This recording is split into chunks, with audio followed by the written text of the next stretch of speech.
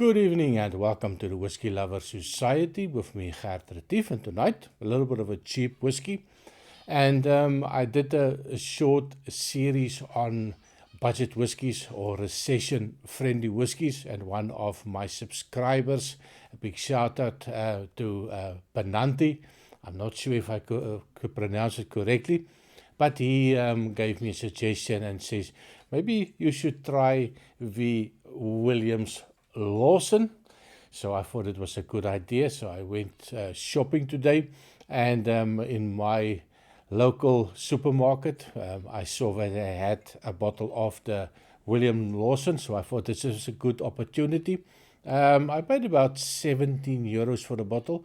So not super cheap, but it is a blended whiskey. And let's give you a little bit of information.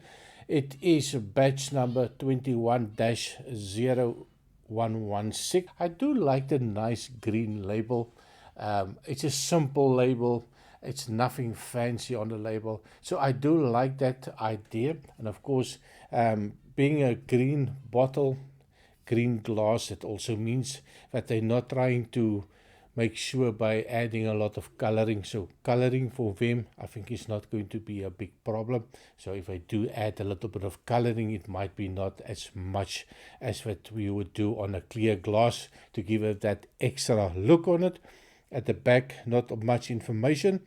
40% ABV. Don't drink when you're pregnant. And so it is a blended Scotch, distilled and matured in Scotland. And then we have a little bit of a catchphrase here.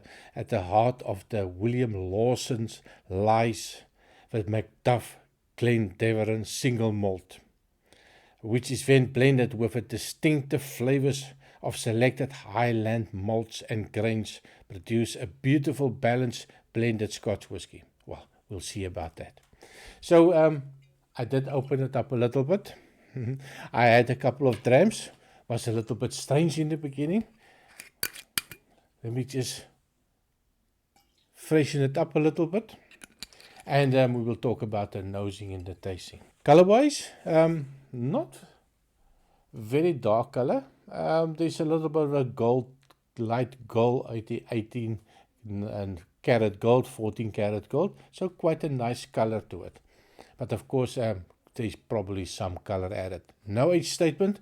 No idea how old the whiskey is in it, but probably maybe 5 or 6 years old. So you're going to definitely find some youthfulness in this whiskey, or blended whiskey. So on the nose, cheers. Well, I did try this now a couple of glasses already, and when that initial pour, it was a little bit of a confused whiskey. So I got that lovely sweetness actually coming out. There's a nice, sweet, fruity component to it. It reminded me a little bit of a fresh pink lady apple. So a lovely, reddish, very sweet apple on the nose. And when you add a little bit of vanilla into that apple mix, you get this nice, lovely sweetness out of it. And then it had a little bit of a funky note that I did not recognize immediately. It took a little bit of time, and when it hit me, it smelled with a little bit of a overripe pawpaw or overripe mango. That little bit of a funkiness that came at, but not offensively, but that's the first thing that came to mind after digging the brain to find that specific note that was hidden somewhere at the back. But that was a little bit of a funky note coming out. But it's lovely. And then for the strangest thing, I picked up a little bit of a red licorice, or something that reminds me of the licorice all sorts sweets. That little sweetness and that hint of a licorice, and a little bit of a saltiness, that mixture of the sweet and the salty and the licorice, and the sweetness of the sweet itself. That's what I picked up on that one. Quite nice, because I do like licorice all sorts. And then also a little bit of a yeasty note.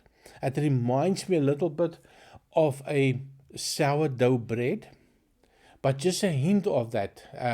But add that to a little bit of a sweetness, so a sour dough bread with a hint of. So for me, I was not so sure on the nose. It was a little bit all over the place for me. I could not put my finger on things. It took a while. It did open up, only 40% ABV. So I was a little bit surprised that it took a little bit of time to start opening up and showing me something different, something sweeter and something a little bit more lovelier. And in the end, it started getting nicer and nicer. Also, 40%. There is a little bit of it, nail polish remover, especially if you give it a little bit of a agitation. And you really have to stick your nose in it, you get that hint of that polish. But still not offensive. But anyway, on the taste, cheers. It's nice. It's light. It's fruity. I get some big apple notes coming out. Again with that pink lady apple. There's a lovely sweetness in it, going into a little bit of a very sweet apple cider. There's that fruity component with regards to a nice pears, but I don't think it's not like a ripe pear, it's more like a canned pear for me. That sweetness of that sugary sweetness of the canned pears, something like that. So it's quite sweet on the taste as well. Just give it one more try. So the alcohol, definitely no need to add any water to this one. It is 40%. It tastes like 40%. It's not going to blow your mind. It's not going to blow your taste buds. Quite nice and soft and fruity on the taste. Oak-wise, I'm still looking for that oak. Let me just make sure. There's almost zero oak on it. So there's no bitterness. There's no dark chocolate, espresso notes. It's just lovely, sweet, fruity flavors coming out. And in the end, you get a hint of that 40%, which is a little bit strange. It does create a little bit of a nice warm feeling in the mouth, but still not offensive. Quite like this one. There's also a little bit of a toffee note, maybe going into a little bit of an English toffee, a little bit of a hint of a butterscotch note coming out. And I think that's also something to do with the corn or the grain whiskey that they are using for the blend. So I get that lovely sweetness of that. So a nice combination between the two. So in the end, it is a budget whiskey, €17. And I'm sure, well, I'm 100% sure that you are going to pay way less than I'm paying here in Belgium for it. I think, any country outside of Belgium is probably cheaper. But a strange one. When you open up the bottle for the first time, give it a little bit of time. I was not a big fan for the first 2-3 minutes, but when I started enjoying it, and this is my 4th glass of enjoying it, maybe enjoying it a little bit too much, but I think this is something that you would enjoy, pouring this with a couple of friends, having a braai or a barbecue, like the English people will say. A nice barbecue outside, braai, just having a chat, light. You're not going to get totally drunk on this one. So quite an interesting one. Strange one, but interesting, but give it time and a glass.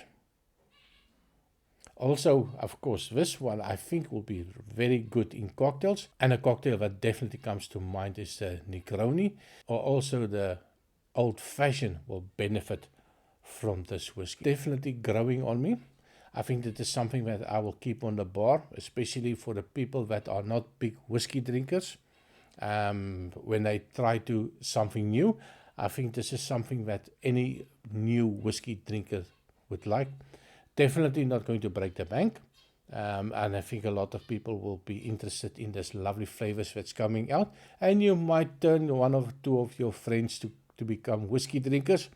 Of course, I don't think this is one that if you are a big whiskey fan, you've been doing it for a couple of years, I'm no doubt in my mind there were a lot of people and a lot of my subscribers will say, no, thank you very much. But of course, for me, I like to try everything. And I think this is quite a lovely one. So my recommendation, try it. If you don't like it, put it down the drain. but for me it was quite an interesting one, and thanks for the recommendation. And I do like this one as a nice easy sipper on a hot summer's day. So thank you very much for watching. Please remember to like and subscribe, and I see you next time. Cheers.